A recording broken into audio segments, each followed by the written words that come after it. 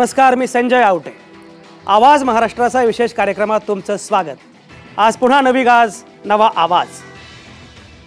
महाराष्ट्राच्या राजकारणाचा एकूण पट जो आहे तो जरा बघा ना अवतीभोवती. मला असं वाटतं की थोडा बदलतोय तो. म्हणजे मराठा मोर्चा आणि त्याच्यानंतर संभाजी ब्रिगेडचं राजकीय पक्षामध्ये त्याची नोंदणी होणं हा एक भाग आहे. आणि संभाजी ब्रिगेड राजकीय झाल्यामुळे नक्की कोणाची वोट बँक जाईल, कोणाच्या मतांचं काय होईल वगैरे अशी चर्चा आपण करत होतो. पण सगळ्यात महत्त्वाची गोष्ट अशी आहे की संभाजी ब्रिगेडचे जे कार्यकर्ते आहेत, म्हणजे संभाजी ब्रिगेडमध्ये एका अर्थानं फूट पडलेली आहे.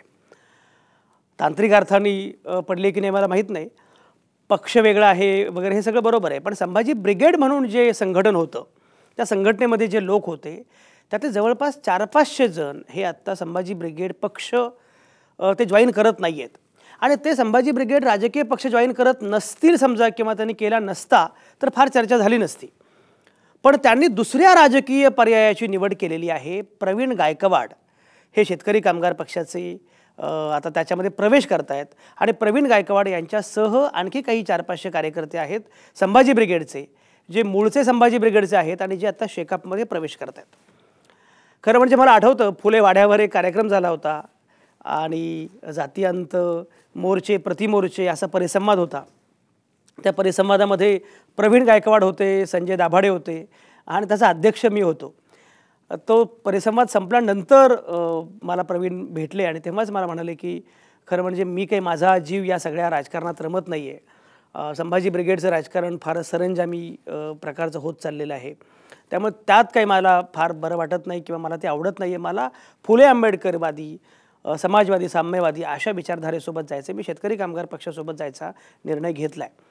खरं म्हणजे संभाजी ब्रिगेडच्या कार्यकर्त्यांच्या समोर बरेच पर्याय होते. म्हणजे भाजप हा आहे, शिवसेना आहे, काँग्रेस राष्ट्रवादी आहे.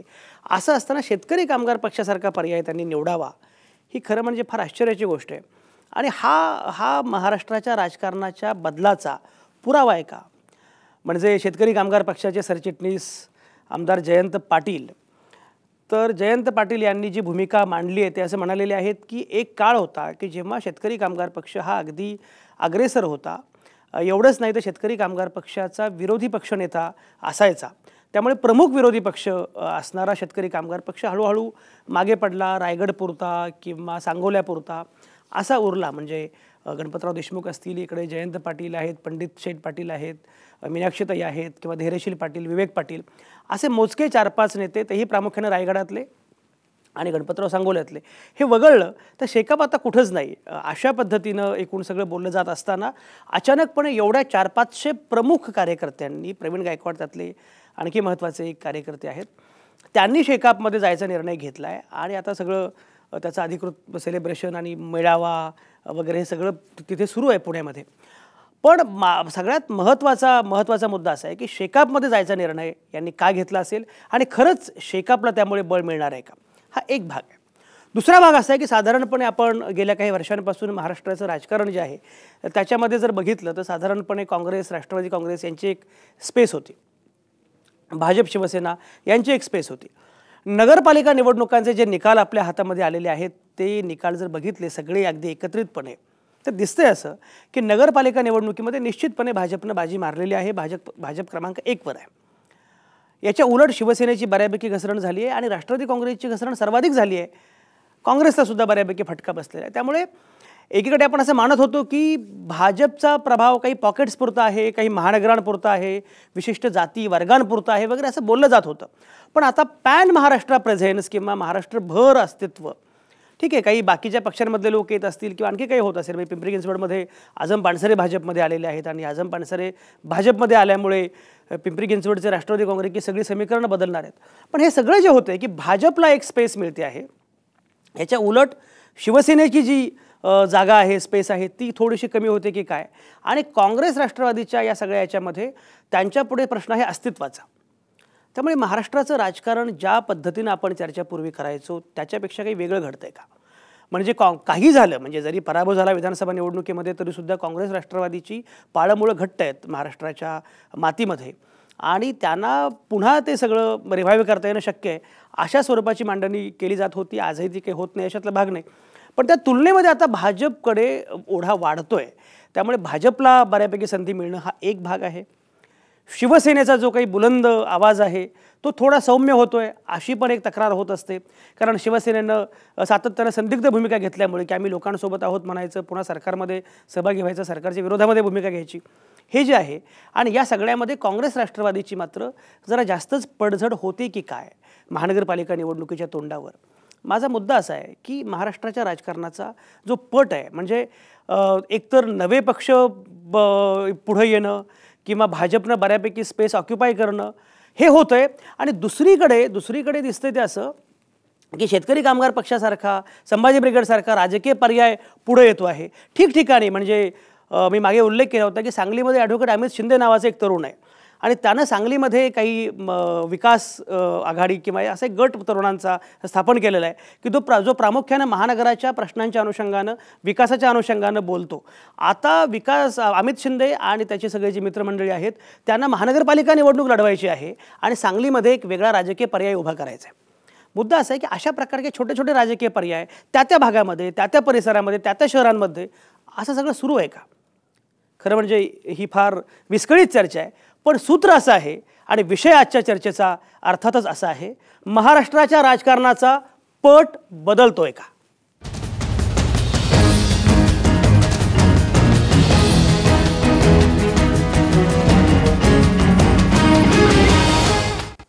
महाराष्ट्राच्या राजकारणाचा पट बदलतोय का ही चर्चा आपण करतो आहोत. आणि ही चर्चा करण्यासाठी माझ्यासोबत नेहमीप्रमाणे आहेत नामवंत पाहुणे. शेतकरी कामगार पक्षाचे सरचिटणीस आमदार भाई जयंत पाटील माझ्यासोबत आहेत पुण्यातून, पुणे स्टुडिओमधून. तिथंच राष्ट्रवादी काँग्रेसचे प्रवक्ते विकास लवांडे आपल्यासोबत असणार आहेत. भारतीय जनता पक्षाचे प्रवक्ते केशव उपाध्ये हे आपल्यासोबत असणार आहेत. काँग्रेसचे प्रवक्ते डॉक्टर राजू वाघमारे हे आपल्यासोबत असणार आहेत. आणि शिवसेनेच्या प्रवक्त्या डॉक्टर नीलम गोऱ्हे फोनवरून आपल्यासोबत असणार आहेत. अगदी सुरुवातीला मला जायचं आहे आमदार जयंत पाटील यांच्याकडे जे पुण्यामध्ये आहेत. आमदार जयंत पाटील, सध्या पुण्यामध्ये जे वातावरण आहे ते आम्ही बघतो आहोत, कव्हर करतो आहोत. शेतकरी कामगार पक्षासारखा राजकीय पर्याय निवडावा असं संभाजी ब्रिगेडच्या कार्यकर्त्यांना वाटणं, याच्यामध्येच राजकारणाचा पट काहीतरी बदलतोय, काहीतरी नवं घडतंय असं आहे अनुस्यूत. आमदार जयंत पाटील, तुम्हाला असं वाटतं का की खरंच महाराष्ट्राच्या राजकारणाचा पट बदलतोय आणि संभाजी ब्रिगेडच्या कार्यकर्त्यांचा शेतकरी कामगार पक्षामध्ये प्रवेश हा त्याचा पुरावा आहे? काय म्हणणं आहे? पहिल्यांदा आपण म्हणालात की संभाजी ब्रिगेडमध्ये फूट पडलेली आहे, तर तशी संभाजी ब्रिगेडमध्ये काही फूट पडलेली नाही. संभाजी ब्रिगेड ही सामाजिक संस्था आहे, ती चॅरिटी कमिशनकडे नोंदली गेलेली आहे आणि ती आज पण त्याचं अस्तित्व राहणार आहे.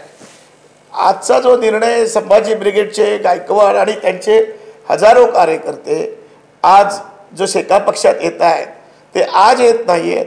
गेली 2 वर्ष आम्ही त्यांच्याबरोबर चर्चा करतो आहोत आणि विशेषतः या 8-9 महिन्यामध्ये त्याला गती दिलेली आहे. मराठा सेवा संघाचे संस्थापक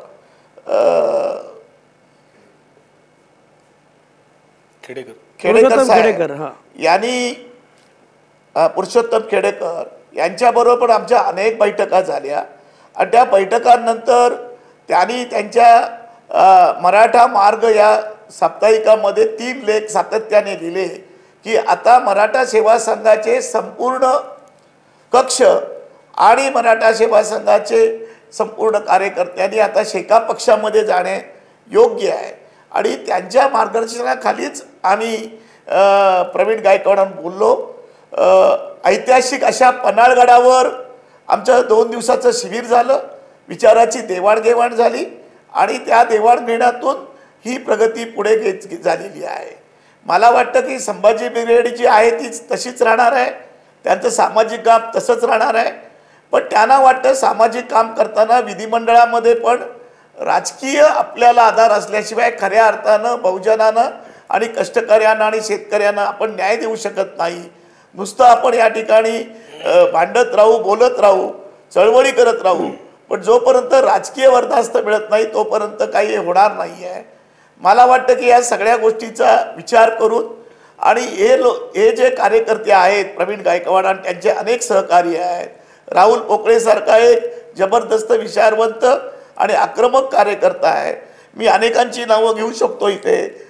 कुंजीर म्हणून एक त्यांचे सहकारी आहेत की आज पुण्यामध्ये मी सकाळपासून आलेलो आहे. हजारो कार्यकर्ते मला भेटत आहेत, अनेक बैठका होतात आणि या 2 वर्षामध्ये पुण्या शहरातलं एक वातावरण वेगळ्या तऱ्हेने होईल असं मला वाटतं. पण प्रवीण गायकवाडांनी घेतलेला निर्णय हा एकट्याचा नसून महाराष्ट्रातील हजारो त्यांच्या सहकार्यांनी घेतलेला निर्णय आहे, पूर्ण विचारांती घेतलेला आहे. आणि या कार्यकर्त्यांनी शेका पक्षाचं सगळं वाचन केलेलं आहे, तत्त्वज्ञान वाचलेलं आहे, इतिहास वाचलेला आहे, चळवळीचा अभ्यास केलेला आहे आणि त्या अभ्यासानंतर ते शेका पक्षात येत आहेत. आणि सांप्रतच्या संपूर्ण या परिस्थितीमध्ये त्यांना शेका पक्ष हा प्रामाणिकपणे काम करणारा पक्ष वाटतो. 57 सालापासून 90 सालापर्यंत या पक्षानं विरोधी पक्ष नेते म्हणून एक प्रभावी काम विधिमंडळामध्ये केल्याचं ती मुलं सांगतात. किंबहुना मला जो शेका पक्षाचा इतिहास माहिती नाही, मी जे एवढं वाचन केलं नाही ते वाचन या सर्व मुलांनी आणि टीमनी केलेलं दिसतंय. आणि म्हणून ते कुठल्या सत्तेसाठी, पदासाठी किंवा कुठल्या निवडणुकीसाठी आले नाहीत. खऱ्या अर्थानं बहुजनांची फुले आंबेडकर यांचा विचार पुढे नेण्यासाठी आणि बहुजनांचं खऱ्या अर्थानं या ठिकाणी उन्नती झाली पाहिजे या एका गोष्टीसाठी ते.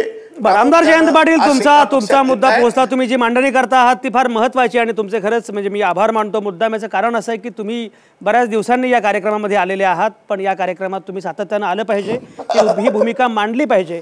भाईंनी जी भूमिका घेतलेली आहे की ही मुलं का आली आहेत, शेतकरी कामगार पक्षाचं तत्त्वज्ञान त्यांना माहिती आहे म्हणून ही मुलं आली आहेत. राहुल पोकळेंचा उल्लेख त्यांनी केला, प्रवीण गायकवाडांचा उल्लेख केला.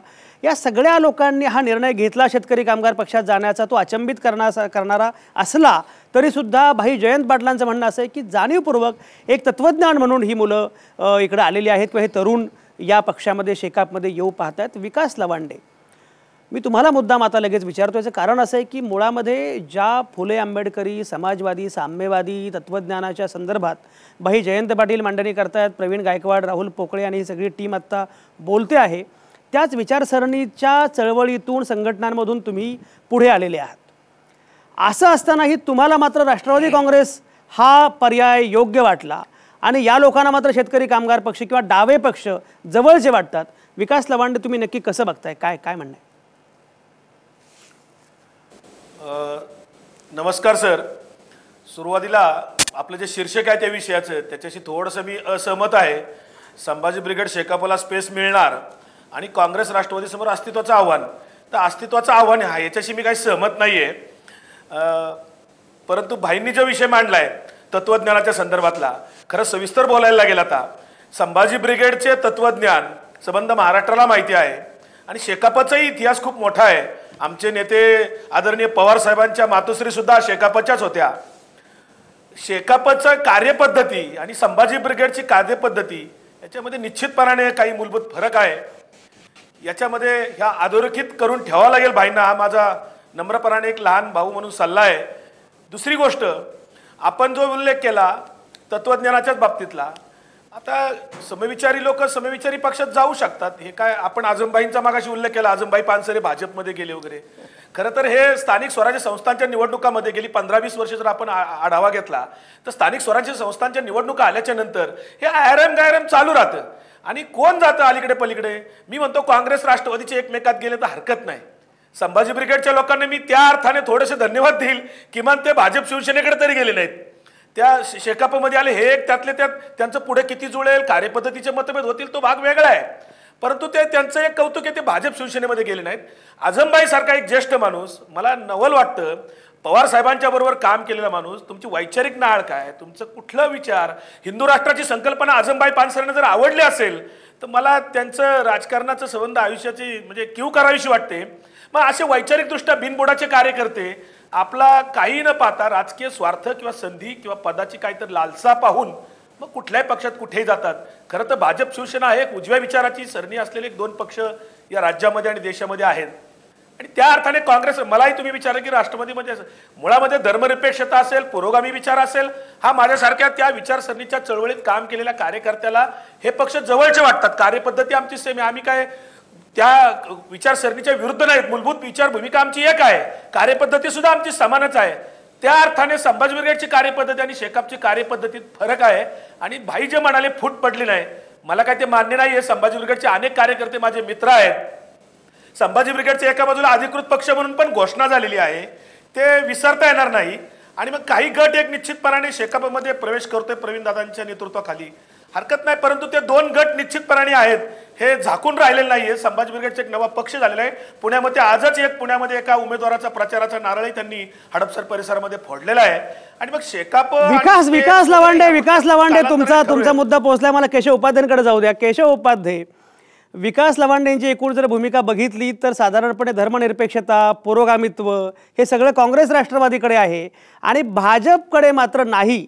भाजपला एवढा जनाधार मिळत असताना सुद्धा भाजपला सर्वसमावेशक, धर्मनिरपेक्ष, सेक्युलर अशा पद्धतीचं प्रमाणपत्र द्यायला ही मंडळी तयार नसतात. भाजपला प्रतिगामी, जातीवादी अशाच प्रकारे मांडणी सातत्याने केली जाते. केशव उपाध्ये, एवढा जनाधार मिळून सुद्धा राज्याच्या कानाकोपऱ्यात सर्वसामान्य माणसानं भाजपला आता बऱ्यापैकी स्वीकारलंय. एवढं होऊन सुद्धा विकास लवांडेंसारख्या कार्यकर्त्यांना, प्रवक्त्यांना हे जे काही वाटतं याचं कारण काय आहे?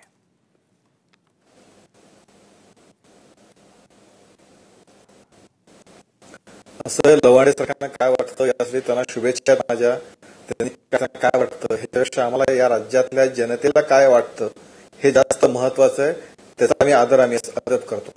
आता लवांडे खरं मी बोलणार होतो त्यांच्यावरती, पण मी बोलतोच आणि कॉमेंट करतो. लवांडे असं म्हणाले की आझमभाई पानसरे सारखा वर्षानुवर्ष पवार साहेबांसोबत काम केलेला कार्यकर्ता जातो, काय काहीतरी प्रजासाठी काय वैचारिक काय ते बोलले. ते खरं म्हणजे राष्ट्रवादींनी आणि शरद पवारांसारख्याने विचार करण्याची गरज आहे. जर वर्षानुवर्ष काम करणारा कार्यकर्ता जर असा जात असेल तर नक्कीच आपल्या विचारसरणीत काही ढोंगीपणा आहे का, काही खोटेपणा आहे का याचा विचार राष्ट्रवादींनी आणि शरद पवार यांनी करण्याची गरज आहे. मी त्याच्यात पुढे जात नाही.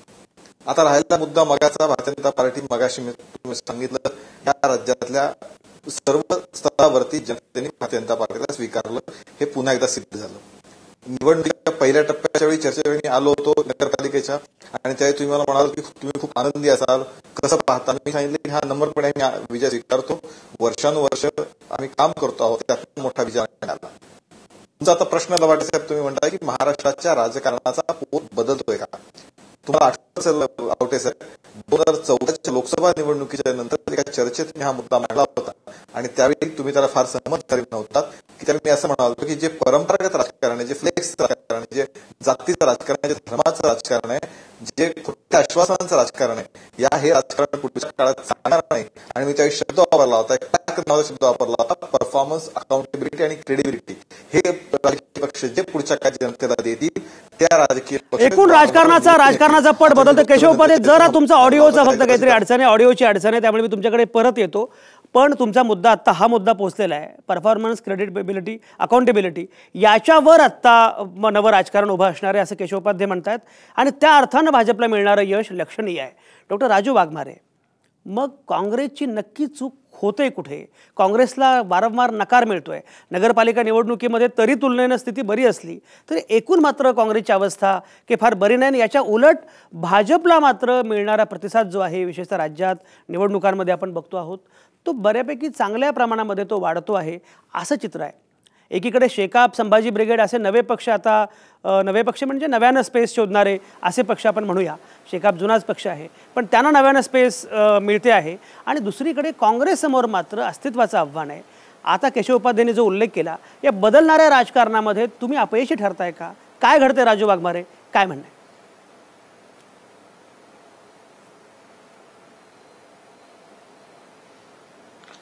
संजयजी, मी तुम्हाला एक आठवण करून देतो की हा जो आता 4 टप्प्याच्या निवडणुका ज्या पार पडल्या, नगर पंचायतीच्या आणि नगर परिषदेच्या, याच्यामध्ये काँग्रेस पक्षाला आम्हाला आमचे नगरसेवक जे निवडून आलेले आहेत ते 957 निवडून आलेले आहेत 4 टप्प्यांमध्ये. 2011 मध्ये आमच्याकडे 1065 नगरसेवक होते ज्यावेळी आमची सत्ता होती त्यावेळी. आज आम्ही विरोधी पक्षात आल्यानंतर आज आमच्याकडे 957 नगरसेवक आहेत. आमचे 108 नगरसेवक या निवडणुकांमध्ये मागच्या 2011 पेक्षा आम्हाला कमी निवडून आले विरोधी पक्षामध्ये असताना सुद्धा. त्याच्यामुळे काँग्रेसचं अस्तित्व किंवा काँग्रेसची स्पेस कमी होते का, तर याचं उत्तर असेल की नाही, आणि ते आकडेवारीने सिद्ध होतंय.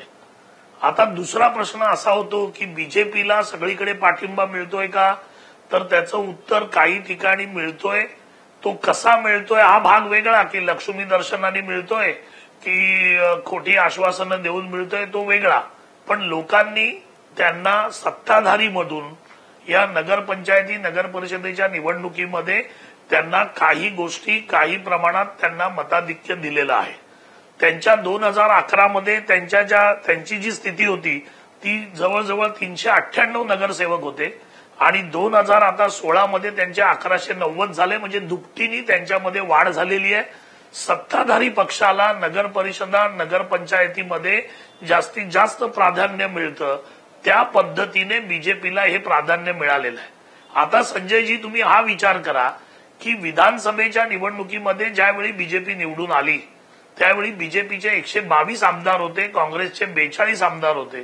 बीजेपीला मिळालेलं जे मताधिक्य होतं त्याच्या हिशोबाने जर तुम्ही आता या 4 टप्प्याच्या नगरपंचायती आणि नगर परिषदेचा विचार करायचा प्रयत्न केलात जर त्या पर्सेंटेज ऑफ वोट्स प्रमाणे, तर बीजेपीला या 4704 जागांपैकी जवळजवळ 1999 जागा मिळायला पाहिजे होत्या, त्या बीजेपीला मिळालेल्या नाहीत. बीजेपीच्या जागा कमी झालेल्या आहेत. म्हणजे विधानसभेच्या काळामध्ये जे मताधिक्य आणि जो बीजेपीला सपोर्ट होता तो आता घसरत चाललेला आहे, हे याच्यातून सिद्ध होतं. आणि दुसरी महत्वाची गोष्ट म्हणजे की काँग्रेसचं अस्तित्व हा प्रश्न जो आलाय तो प्रश्नच उपस्थित राहू शकत नाही, कारण आमचे फक्त 108 नगरसेवक कमी झालेले आहेत. आता राहिला प्रश्न नगराध्यक्षाचा.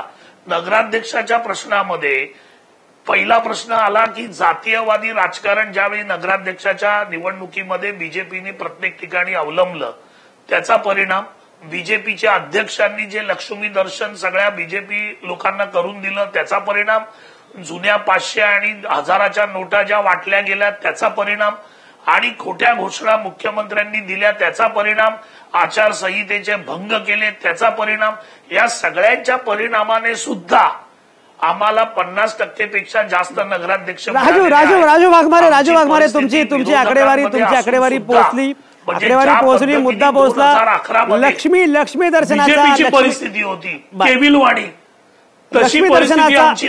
लक्ष्मी दर्शनाचा उल्लेख तुम्ही करतात. अहो त्यांच्या मंत्री तर म्हणतायत की आमच्या लोकांना कसं खायचं ते कळत नाहीये, त्यामुळे त्यांना आता प्रशिक्षण द्यावं लागणार आहे की कसं खायचं असतं. केशव उपाध्ये आता ज्या पद्धतीनं राजू वाघमारे म्हणतायत त्यांना त्यांच्या अस्तित्वापेक्षा सुद्धा तुमचीच घसरगुंडी झाली हे सिद्ध करण्यामध्ये जरा जास्त रस आहे. केशव उपाध्ये काय म्हणणं आहे?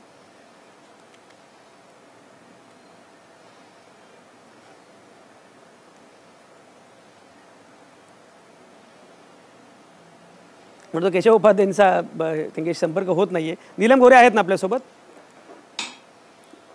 अच्छा, विकास लवांडे मला सांगा की ही ज्या पद्धतीनं राजू वाघमारे मांडणी करतायत आणि त्यांचं म्हणणं असं आहे की भाजप हे खरं म्हणजे भाजपची घसरगुंडीच होते, उगाच भाजपनं बाजी मारली वगैरे असं सगळे शब्दप्रयोग वापरले जात आहेत, तेवढं काही भाजपला यश मिळत नाहीये आणि आमची अवस्था तेवढी दारुण नाहीये जेवढी तुम्ही दाखवत आहात, असं घडतंय. काय म्हणणं आहे?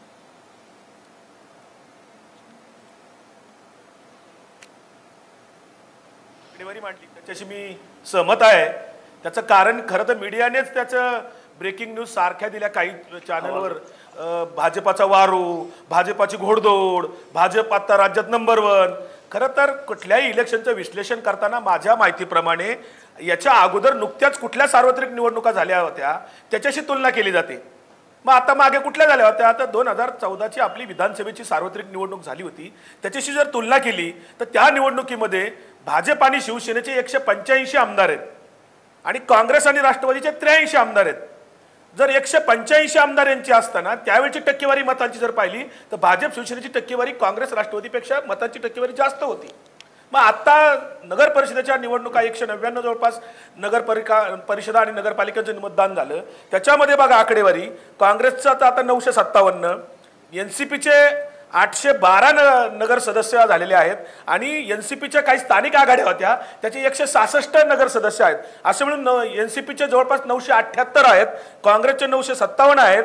असे मिळून जवळपास 1940 पर्यंत नगरसेवक सदस्य 4460 पैकी 1940 नगर सदस्य हे काँग्रेस आणि राष्ट्रवादीचे आहेत. तुलनेने भाजप शिवसेनेचे फक्त 1802 आहेत. त्यांच्यापेक्षा 100 ते 150 जागा काँग्रेस आणि राष्ट्रवादीला जास्त. विकास लावंडे ठीक आहे. आकड्यांच्या खेळाचा विचार केला तर भाजप जे काही म्हणतंय दावे करताय तेवढं काही यश त्याला मिळालेलं नाही असं विकास लावंडेंचं म्हणणं आहे. जयंत पाटील मला सांगा की मुळामध्ये हे सगळं आहे हे ठीक आहे, पण तरीसुद्धा ह्या भाजपला एकीकडे चांगला जनादेश मिळतो आहे, चांगला कौल मिळतोय आणि त्या तुलनेमध्ये डावे, धर्मनिरपेक्ष, सर्वसमावेशक, पुरोगामी असे मानले जाणारे किंवा स्वतःला मानणारे तुम्ही पक्ष जे आहात ते मात्र मागे मागे पडत आहेत आणि भाजपला चांगलं यश मिळतं आहे. अशा वेळी महाराष्ट्राच्या राजकारणाकडं एक ज्येष्ठ नेते म्हणून तुम्ही कसं बघताय, काय म्हणणं आहे? आमचं अपयश आम्ही कबूल करतो, याच्यामध्ये आम्ही कमी पडलो, पण आज मी आशावादी आहे. मी आपल्याबरोबर अनेक वेळा पण चर्चा केलेली आहे, पण प्रवीण गायकवाड सारखे तरुण तडफदार नेते ज्या महाराष्ट्रामध्ये एक सामाजिक काम करून बहुजनांचा उद्धार करणारं जे असे आज तरुणांची जी फळी आहे ती आमच्यासारख्या पुरोगामी डाव्या पक्षाकडे येतेच. याच्यामध्येच राजकारण बदलतंय, लोक वेगळ्या विचार करतायत हे आपल्याला जागून देतात. लोकांना वाटतंय की या ठिकाणी जे आश्वासन या ठिकाणी सत्तेवर येताना जी आश्वासनं त्यांनी त्यांच्या जाहीरनाम्यात दिली, स्वामीनाथन आयोगाची 100% अंमलबजावणी केली जाईल, आरक्षण विविध घटकांना जे आरक्षण दिलं गेलेलं नाही, धनगर आरक्षण आहे, मराठा आरक्षण आहे, हे वेगवेगळ्या गोष्टी आहेत. याच्यामध्ये कुठेही त्यांनी दिलेल्या आश्वासांनी पाळलं नाही आहे.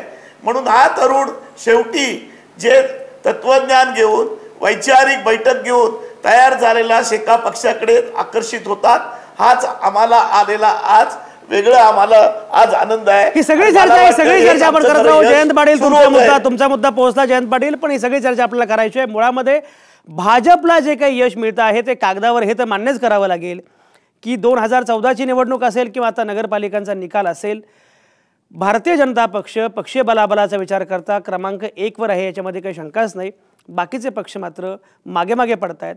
एकूण राजकारणाची स्पेस आहे ती भाजप बऱ्यापैकी ऑक्युपाय करतो आहे, भारतीय जनता पक्ष पादाक्रांत करतो आहे. अशा वेळी वेगळे राजकीय पर्यायांची सुद्धा भाषा होती आहे. याच्यामध्ये महाराष्ट्राच्या राजकारणाचा पट पोत बदलतोय का, ही चर्चा आपण करणार आहोत. ती चर्चा आपल्याला अशीच पुढे न्यायची आहे. तुम्ही कुठेच जाऊ नका. आता या क्षणी मी घेतोय एक छोटासा ब्रेक.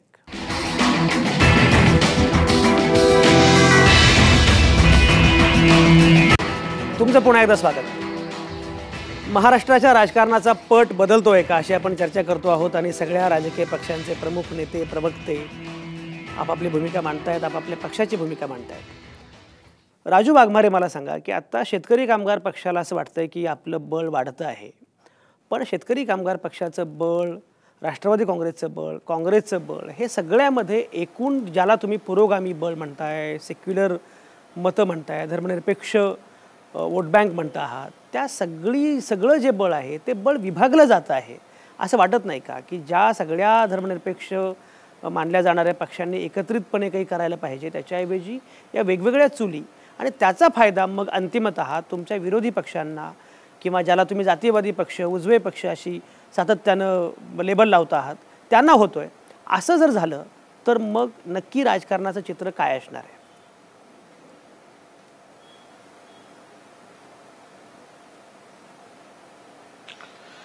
नाही संजयजी, आपण जे म्हणताय त्या बाबतीमध्ये एक तथ्य आहे. कारण राजकारणाची जी पत याच्यापूर्वी होती किंवा जे स्टेटस राजकारणाचं होतं, एक नैतिकता राजकारणामध्ये होती, किंवा सत्ताधाऱ्यांमध्ये होती आणि त्यावेळी सत्ताधारी विरोधकांना समजून घेऊन त्या राजकारण त्या पद्धतीने करत होते.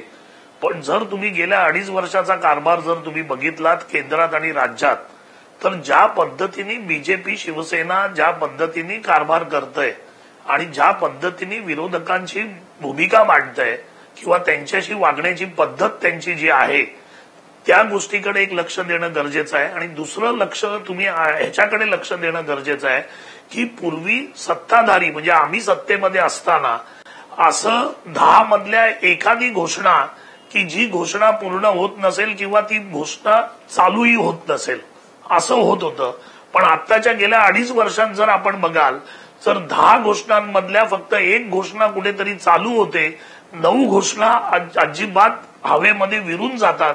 आणि लोकांना आपण काय बोलतोय, किती खोटं बोलतोय, काय बोलणार आहोत याची नैतिकता सत्ताधाऱ्यांना राहिलेली नाही. अशा पद्धतीने राजकारण बदलत चाललंय. आता जर याच्या नंतर जर आपण दुसरा गोष्ट एक विचार करायला पाहिजे की आता गेल्या वेळचं आमचं परत निवडणुकीचं जर बलाबल तुम्ही बघितलं तर राष्ट्रवादी आणि काँग्रेस मिळून जवळजवळ म्हणजे बीजेपीला जे मतदान मिळालं होतं, बीजेपीला मागच्या या 2014च्या इलेक्शनमध्ये, त्याच्या अगोदरच्या 2009च्या इलेक्शनच्या नंतर जे बलाबल त्यांचं वाढलं तर ते जवळजवळ 33% वाढलेलं होतं. 33% बीजेपीचं मतदान वाढलं. आता याच्यामध्ये काँग्रेसचं जे मतदान होतं ते 13.9% कमी झालेलं होतं आणि राष्ट्रवादीचं मतदान कमी झालं 7.3%. आमच्या दोघांचं मतदान जर तुम्ही बघितलं तरी पण 11.8% हे मतदान जे आमच्या दोघांचंही नव्हतं, जे नवीन मतदार आलेले आहेत त्या नवीन मतदारांचं मतदान सत्ताधाऱ्यांना मिळालं. ते मतदान घ्यायला आम्ही कुठेतरी कमी पडलो. आता हा जो 11.8% म्हणजे हा जो मोठा भाग बीजेपीला मिळाला की ज्यांनी कधी मतदान दिलं नव्हतं, जे कधी खाली उतरले नव्हते फ्लॅटमधून मतदान द्यायला, आणि जो नवीन तरुण वर्ग आला त्याच्यातलं जास्त प्रमाण बीजेपीकडे गेलं. ते एका आशेने गेलं की काहीतरी आपल्याला मिळेल, हे जे म्हणतायत त्यांच्यावर काहीतरी विश्वास ठेवूया, विकासाच्या गोष्टी करूया.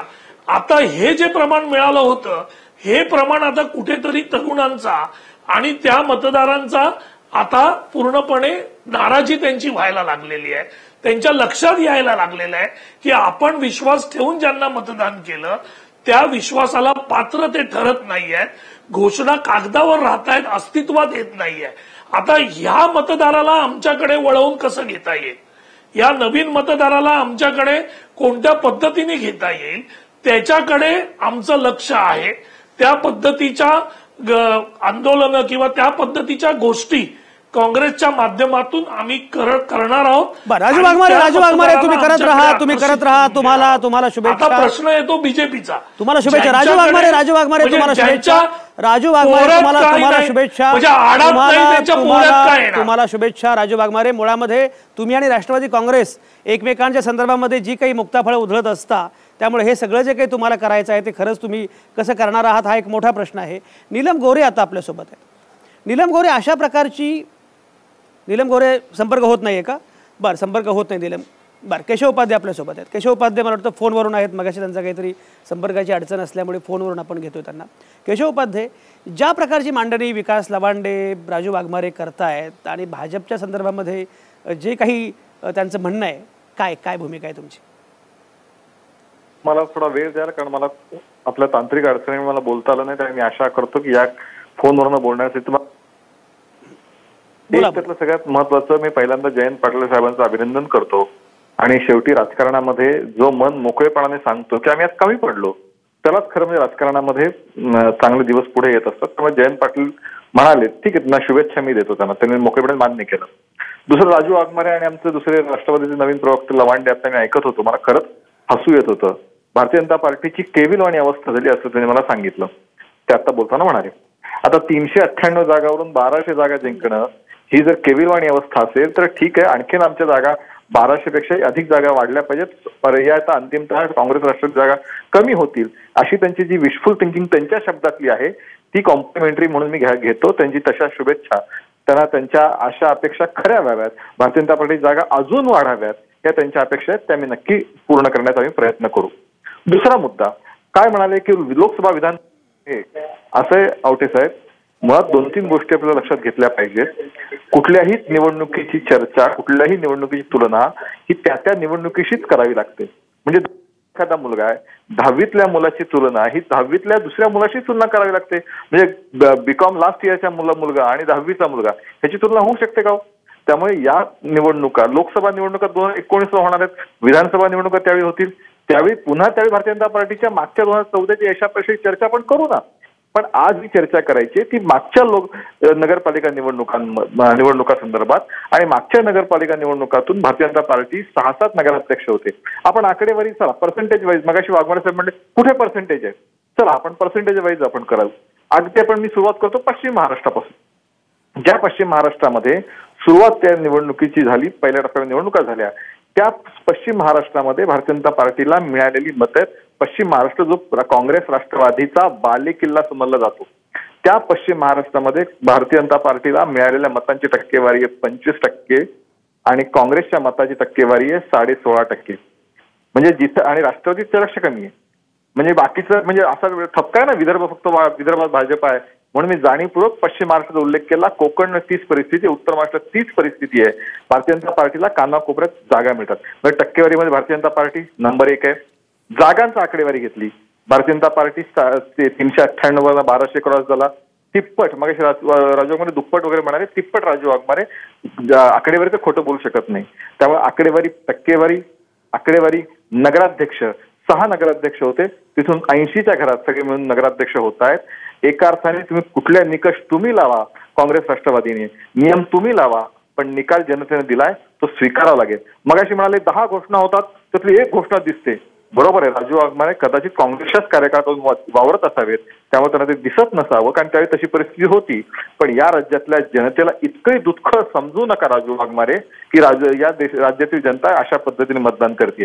या राज्यातील जनता अतिशय सुज्ञपणे मतदान करते. 10 घोषणा होतात आणि त्या रस्त्यावरती कामं दिसायला लागतात. जलशिवारची घोषणा आम्ही केली, ती कामं दिसायला, पाणी अडलेलं लोकांना दिसायला लागलं.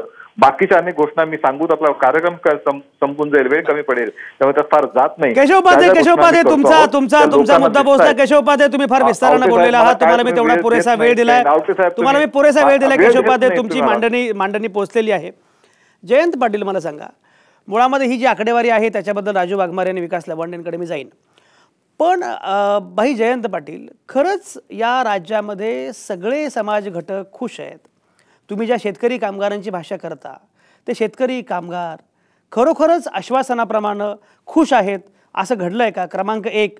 आणि जर असं नसेल तरीसुद्धा मग केशव उपाध्ये म्हणतात त्याप्रमाणे हे सगळे लोक भाजपच्या सोबत उभे राहत आहेत, भाजपला पाठिंबा देत आहेत, हा जो दावा केशव उपाध्यांचा आहे त्याचं काय? जयंत पाटील काय म्हणणं आहे?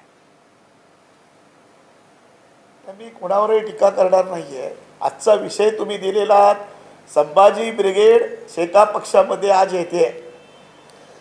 मी तुम्हाला प्रामाणिकपणे आवटे सांगतो की ही जी मुलं आहेत, मी सकाळपासून पुण्यामध्ये आहे, उद्या पण मी पुण्यामध्येच राहणार आहे, कारण हजारो तरुण मला आज भेटत आहेत पुण्यामध्ये, या ठिकाणी चर्चा करतायत. ह्यांच्याकडे कुठलं पद नाही आहे, कुठले आमदार नाही आहेत, हे रेडीमेड कुठलं पुढारी घेऊन आम्ही आमच्या पक्षामध्ये घेतो अशी परिस्थिती नाही. एक विचारानं भाई जयंत पाटील, भाई ऐका नाही, तुमचा हा मुद्दा मला मांडणे तुम्ही मग सांगितलं. मी आता फक्त माझा प्रश्न जो आहे तेवढं उत्तर द्या जरा, की खरंच भाजपच्या दाव्याप्रमाणे त्यांनी जे आश्वासन दिलेलं आहे त्याप्रमाणे राज्यामधला शेतकरी सुखी आनंदी आहे का? काय म्हणणं आहे? अरे हेच तुम्हाला सांगतोय, मी जी सुरुवात करतोय हेच सांगतोय. ही जी मुलं येतात ती चर्चा करतायत की त्यांनी म्हटलं आम्हाला कुठलं पद नको आहे, पण आम्हाला खोटी आश्वासन देणारे पक्ष आम्हाला नको आहेत, आम्ही त्यांच्यामध्ये काम करू शकत नाही. आणि म्हणून सर्व विचारांती या सर्व पक्षांचा आम्ही अभ्यास केला आणि अभ्यास करून आम्ही निर्णय घेतला की या ठिकाणी या राज्यामध्ये प्रामाणिक काम करणारा, एकदम या ठिकाणी झोकून देऊन समाजासाठी, बहुजन समाजासाठी आणि कष्टकरी जनतेसाठी काम करणारा एक पक्ष म्हणून तो छोटा असला तरी त्याची परंपरा, त्याचा इतिहास मोठा आहे, म्हणून आम्ही तुमच्याकडे येतो आहोत. आणि म्हणून त्यांनी आज निवडलेला आहे. आणि म्हणून शेतकरी आणि कामगार वर्ग आज खुशी हा आनंदी नाही आहे. ग्रामीण गावामध्ये परिस्थिती वेगळी आहे, या ठिकाणी शहरी भागातली परिस्थिती वेगळी आहे.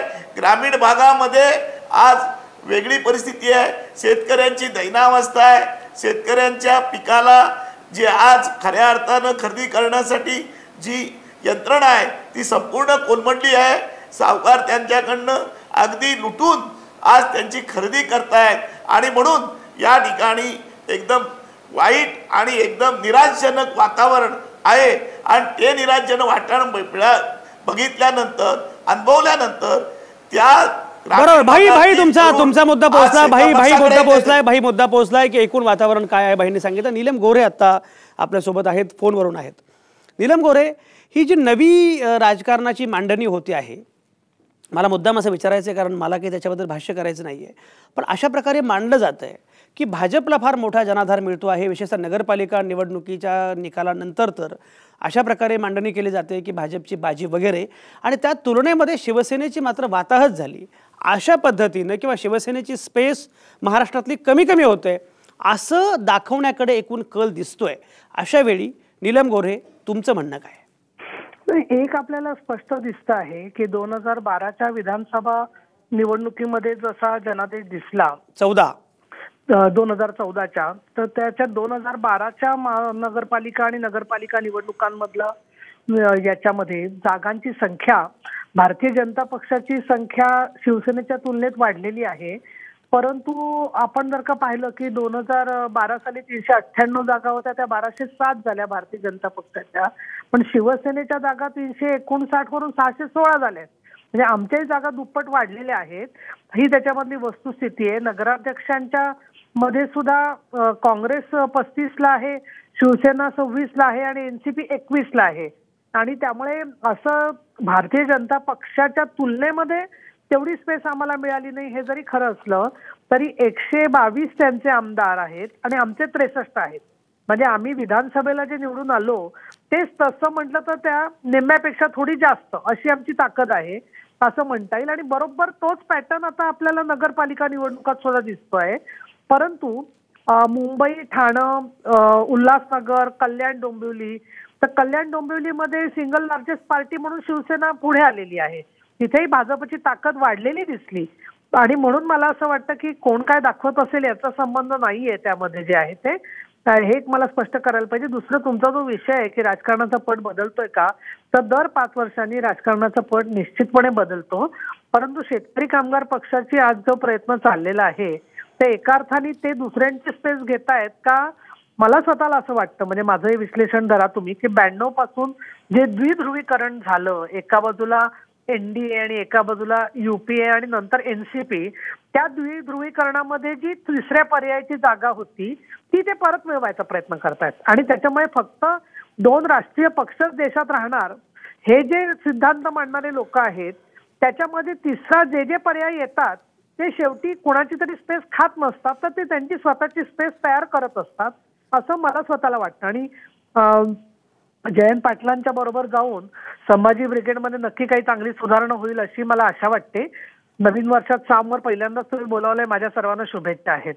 राजू वाघमारे, मला सांगा की मुळामध्ये आता बघा ही सगळी जी काही चर्चा सुरू आहे नगरपालिका निवडणुकांबद्दल आपण बोलतो आहोत, एक टीका अशी होते आणि खरं म्हणजे या विषयावर वेगळी चर्चा घेतली पाहिजे या मताचं मी आहे. कारण लोकशाही म्हणून या संदर्भात हा निर्णय फार महत्त्वाचा आहे. जनतेतनं नगराध्यक्ष हे जे काही प्रकरण आहे त्याचा फायदा साधारणपणे भाजपला सगळीकडे झाला आणि एकूण ही अध्यक्षीय निवडणुकीचीच जणू काही चाचपणी आहे अशा पद्धतीनं टीका पण झाली. क्रमांक 1. दुसरं म्हणजे महापालिका निवडणूक आता जी आहे त्यामध्ये प्रभाग इतका मोठा आहे की जवळपास काही ठिकाणी 60,000 80,000 वगैरे मतदारांचा प्रभाग आहे. म्हणजे जणू काही मिनी विधानसभाच आहे. मुळामध्ये स्थानिक स्वराज्य संस्थेचं काम हे अगदी छोट्या छोट्या भागांमधले, छोट्या छोट्या गल्लीतले, त्या रस्त्यांवरचे खड्डे, हे ते असे अगदी लहान लहान मुद्द्यांभोवती स्थानिक स्वराज्य संस्थेची निवडणूक लढवली जावी अशी अपेक्षाच आहे लोकशाहीच्या विकेंद्रीकरणामध्ये. मात्र नगराध्यक्ष जनतेमधून किंवा प्रभाग 60 70 80 हजारांचा, याच्यामध्ये लोकशाहीच्या विकेंद्रीकरणाचं हे तत्वच मुद्दाम बाजूला टाकायचं आणि मग याचा फायदा भाजपला करून घ्यायचा असं काहीतरी सुरू आहे. अशा प्रकारे आता राजकीय विचारवंत बोलायला लागलेले आहेत. राजू वाघमारे, काय म्हणणं आहे?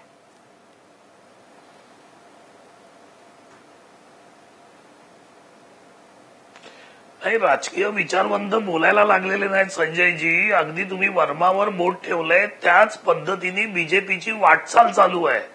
कारण ज्यावेळी तुम्ही लोकातून नगराध्यक्ष निवडण्याची प्रक्रिया यांनी सुरुवात केली, यांनी सांगितलं की आम्ही ते आणतो, त्याच्यानंतर यांनी परत सुरुवातीला सांगितलं की आम्ही ते आणत नाही, मग आयत्या वेळेला त्यांनी ते डिक्लेअर करून टाकलं. म्हणजे त्याच्यामुळे पण त्यांनी शेवटपर्यंत स्वतः तयारी केली आणि सगळ्यांना संभ्रमात ठेवलं.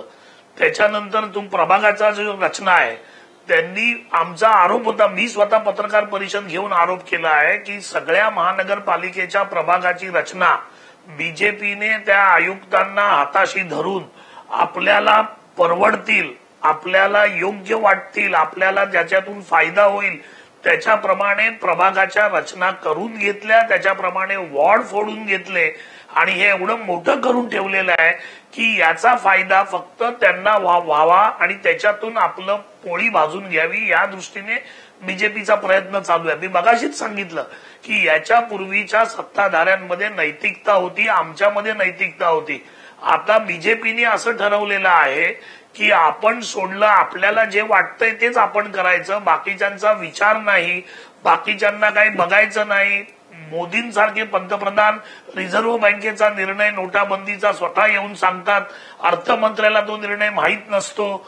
अशा प्रकारे पहिल्यांदा काळ्या पैशाबद्दल बोलायचं, मग कॅशलेसचं बोलायचं, अगदी स्वतःला काहीही वाटत नाही त्या गोष्टीचं की राजू वाघमारे तुम्ही सुद्धा स्थानिक निवडणूक एकदम मोदींपर्यंत नेऊ नका. एक सेकंद, तुम्ही सुद्धा भाजपप्रमाणे स्थानिक निवडणूक एकदम मोदींपर्यंत घेऊन जाऊ नका. विकास लवांडे, मी जो मगाशी मुद्दा विचारला मांडला, काय म्हणणं आहे? तुम्ही अगदी योग्य मुद्दा मांडला. हा मुद्दा मी गेली काही वर्ष सांगतोय. अध्यक्षीय लोकशाहीला ही सुरुवात झालेली आहे, याची ट्रायल लोकसभेच्या इलेक्शनला झालेली आहे सर. आणि आता नगर परिषदेमधून डायरेक्ट नगराध्यक्ष निवडणे, आता हे लोकांना निवडणुकीच्या काळात कळलेलं नाही. मी स्वतः स्थानिक स्वराज्य संस्थेत काम केलेला कार्यकर्ता आहे. आता तुम्हाला पुढच्या काळामध्ये संबंध राज्यातले तुम्हीच लोक बातम्या देणार आहात. नगर परिषदेचा कारभार, आता ती बॉडी सदस्य एकीकडं, नगराध्यक्ष एकीकडं, नगराध्यक्षाच्या विरुद्ध अविश्वास ठराव आणता येणार नाही. आणि हेच आता ग्रामपंचायतला सुद्धा आता भाजप अनुपात आहे, सरपंच थेट लोकांच्यात निवडायचा. ही पुन्हा सत्तेचं केंद्रीकरण करण्याकडे ही वाटचाल आहे आणि ते भाजपाला हवंय. मुळात भाजपाचा जर इतिहास काढला, त्यांच्या मातृसंस्थेचा इतिहास काढला, त्यांना संसदीय लोकशाही व्यवस्था किंवा सत्तेचं विकेंद्रीकरण हे त्यांना मान्य नाही आहे तत्वता मुळातच. आणि म्हणून ते सातत्याने ते करतायत. आज बघा, लोकसभेच्या इलेक्शनच्या काळामध्ये लोकांनी संबंध देशातल्या नरेंद्र मोदी साहेबांना मतदान केलंय, त्या खासदाराला मतदान केलेलं नाहीये. आणि म्हणून आज या भाजपाचे कुठलेही खासदार तुम्ही चौकशी करा, त्याची खासगीत मुलाखत घ्या, काही अधिकार नाही त्या खासदाराला. कुठं बोलायचा अधिकार नाही, कुठं पत्रकार परिषद घ्यायचा अधिकार नाही, कुठं मत व्यक्त करायचा अधिकार नाही. केशव उपाध्याय हसतात, केशव उपाध्याय मला तुमच्याकडे यायचंय. विकास लवांडे तुमचा मुद्दा पोहोचलाय. भाईंना काहीतरी बोलायचंय. भाई जयंत पाटील बोला. 2002ला असा प्रयोग राष्ट्रवादी आणि काँग्रेस सरकारने केला होता आणि त्यावेळेला अध्यक्ष थेट निवडून आला होता आणि नगरसेवक वेगळ्या तऱ्हेचे आले. नगरपालिकेचा कारभार कोलॅप्स झाला होता. त्यावेळेला नगराध्यक्षाला अविश्वासाचा ठराव आणण्याची प्रोव्हिजन होती, ती आता याच्यामध्ये नाही आहे. आणि त्याच्यामुळे नगराध्यक्ष एकटा नगरपालिकेचा मालक होईल असं मला वाटतं. तो वेडेवाकडे निर्णय घेईल. नगरसेवकाला आता जो अधिकार आहे संपूर्ण बजेटच्या वर मतदान करायचा, तर 30% निधी हा नगराध्यक्ष स्वतःच्या मर्जीप्रमाणे वापरू शकतो, हे या ठिकाणी होणार आहे. आणि म्हणून हा प्रयोग फसणार आहे. पुन्हा नवीन आपल्याला होतं जुनं तसंच करावं लागणार आहे. कारण त्यामुळे अनेक नगरपालिकेचा कारभार ठप्प होईल, तिथे भांडणं होतील, मारामाऱ्या होतील. आणि म्हणून आताच चालू असलेल्या कॉर्प्शनच्या नगरसेवकांमध्ये आताच बाजार चालू आहे, आताच उपाध्यक्षाच्या या निवडणुकीमध्ये बाजार चालू आहे आणि तो आता थांबणार नाहीये. आणि म्हणून याचा पुनर्विचार करावा लागेल असं मला वाटतं. भाई जयंत पाटील जे बोलतात ते फार महत्त्वाचं आहे, कारण भाईंना हे बोलायचा अधिकार आहे. कारण शेतकरी कामगार पक्ष हा असा पक्ष आहे की ज्यानं जवळपास सगळ्या पक्षांबरोबर आघाडी युती केलेली आहे, कधी शिवसेनेबरोबर, कधी राष्ट्रवादी काँग्रेस बरोबर. त्यामुळे त्यांना माहिती आहे की प्रत्येक पक्षामध्ये प्रत्येक पक्षामध्ये काय चाललेलं आहे त्यातल्या अंतर्गत गोष्टी सुद्धा ते सांगतायत आणि ते फार महत्वाचं आहे. केशव उपाध्ये भाई जे बोलतायत त्यांनी तोही उल्लेख केला. मला बोलायचं आहे. हा बोला बाई बोला. तुम्ही राष्ट्रवादी काँग्रेस सोबतही होता त्यामुळे तुम्हाला राष्ट्रवादी काँग्रेस काय करते हे माहिती आहे. तुम्ही शिवसेनेसोबत होता त्यामुळे तुम्हाला शिवसेना काय करते हे माहिती आहे. त्यामुळे सगळ्या पक्षांमधल्या अंतर्गत गोष्टी काय आहेत ह्या तुम्हाला माहिती आहे. मी सांगतो याच्यामध्ये मला खुलासा करायला वेळ बोला. पुलोद मध्ये आम्ही होतो. बरोबर. पुलोद मध्ये होतो. आणीबाणी नंतर सुद्धा होतो. बरोबर. मध्ये बीजेपी पण आमच्या बरोबर होती. बरोबर. आणि त्याच्यामध्ये सगळे लोक होते शिवसेनेसकट. बरोबर. त्याच्यामुळे त्याचा प्रश्न नाही. पण माझे सगळ्या पक्षांच्या लोकांबरोबर मैत्रीचे संबंध आहेत तो वेगळा विषय आहे. पण आम्ही आमचा विचार सोडला नाही. तत्वासाठी कधी आम्ही कोणाला गेलो नाही. कोणी सांगावं उपाध्ये बोलतात ते खरी गोष्ट आहे. ते पण बघताय. तुम्ही पण आम्हाला बघताय. तुम्ही आम्हाला जवळून बघितलेला. आम्ही आमचा विचार आमची बांधिलकी आणि आमची असलेली लोकांबरोबर असलेला आमचा संपर्क आम्ही कधीच सोडला बरोबर नाही. भाई जयंत पाटील मी उलट पक्षी तुमची स्ट्रेंथ आहे. भाई जयंत पाटील मी तुमची स्ट्रेंथ आहे हे सांगितलं की तुम्हाला सगळ्या पक्षांबरोबर तुम्ही काम केल्यामुळे तुम्हाला राजकारणातल्या सगळ्या आंतरबाह्य गोष्टी माहिती आहेत. अशा अर्थानं माझा हा मुद्दा होता. केशव उपाध्ये ज्या पद्धतीनं हे सगळे लोक बोलतायत आणि पुन्हा भाजपवर येऊन घसरतायत म्हणजे मगाशी तर विकास लवांडेंनी आणि राजू वाघमारेंनी थेट मोदी आणि सगळे केंद्रीय मंत्र्यांपर्यंत नगरपालिकेपासून त्यांनी प्रवास केला. केशव उपाध्ये या सगळ्याचं काय करायचं आणि बदलणाऱ्या राजकारणाच्या अनुषंगानं याचं विश्लेषण कसं करायचं?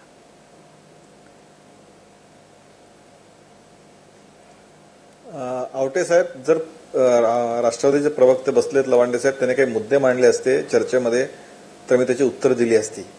पण चावडीवरच्या चर्चेवर उत्तर द्यायची काही माझी क्षमता नाही.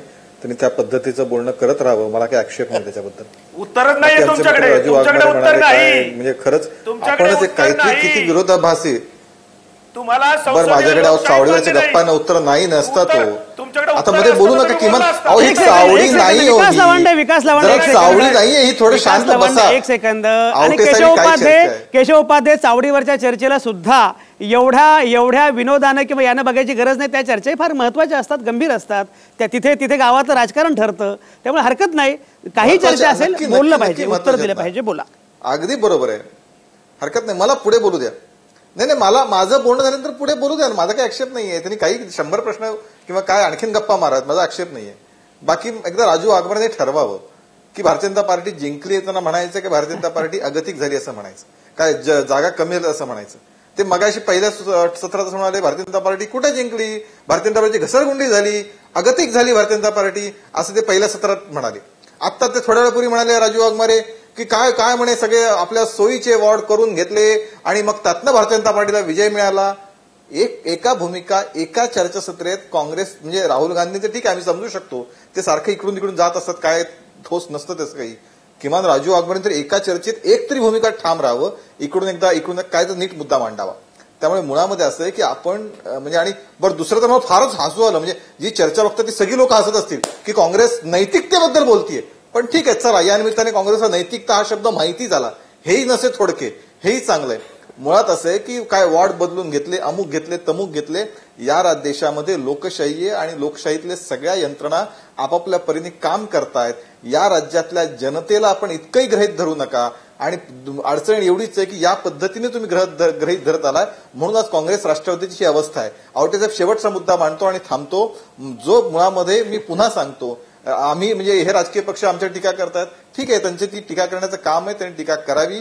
पण मुळामध्ये जनतामध्ये आम्ही जोपर्यंत विश्वासार्ह आहोत आणि जनतेप्रती आम्ही बांधील आहोत आणि त्यामुळे जनता ही साधारणतः गेले 3-4 वर्ष सातत्याने निवडून दिसते आणि पुढच्या महानगरपालिकांमध्ये आणि जिल्हा परिषद निवडणुकातही हेच चित्र दिसणार आहे. केशव उपाध्ये तुमचा मुद्दा पोहोचला. मला आता थांबायचंय. केशव उपाध्ये मुद्दा पोहोचला. माझा वेळ संपलाय. विकास लवांडे 30 सेकंदांमध्ये तुमचा मुद्दा मांडा. माझा वेळ संपलाय. केशव उपाध्यांनी मला उत्तर दिलं असतं बरं वाटलं असतं की मोदी साहेब आमच्या संसदेमध्ये जातात किंवा संसदेत उत्तरं देतात, हे जरा सांगितलं असतं तर बरं वाटलं असतं. आज आरबीआयचा निर्णय आहे का कॅबिनेटचा निर्णय हे अजून सांगितलं असतं तर बरं झालं असतं. हुकुमशाही आहे का नाही आजच आरबीआयने करायची का आवटे साहेब चर्चा त्याच्यावर? मोदी साहेब किती आवटे साहेब वेळ वाढवत आहे का?